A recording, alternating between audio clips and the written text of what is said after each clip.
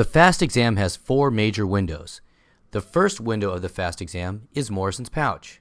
With the indicator towards the patient's head, place the probe at about the 10th intercostal space. Slide the probe superior and inferior, and fan the probe anterior and posterior in order to see all the way through the interface of the liver and the kidney. The next window of the FAST exam is the subxiphoid view of the heart. Start at the liver and then use the liver as the window to visualize the heart. Start here at the liver and then slide all the way up into the subxiphoid notch. Ensure that the indicator is towards the patient's right and the cable exits the bottom of your hand. Fan the transducer and apply more pressure as the patient takes a deep breath. The heart should come down your screen. Here's the liver, here's the right ventricle, here's the left ventricle, here's the interventricular septum. The pericardium is traced around here. The next window of the FAST exam is the parasternal long window of the heart. Place the probe with the indicator towards the patient's left hip.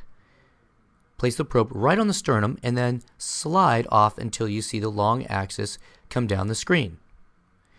You've now obtained a long axis view of the heart with the indicator towards the patient's left hip. The next window of the FAST exam involves the splenorenal view.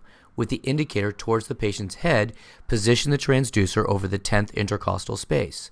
Then, with the indicator towards the head, mid-axillary, slide superiorly and inferiorly to get the entire contents of the splenorenal window into view and fan anteriorly and posteriorly to get the optimal window. Recall that the stomach lies anterior to the spleen. So if you fan too far anteriorly, you're going to see stomach where the spleen should be.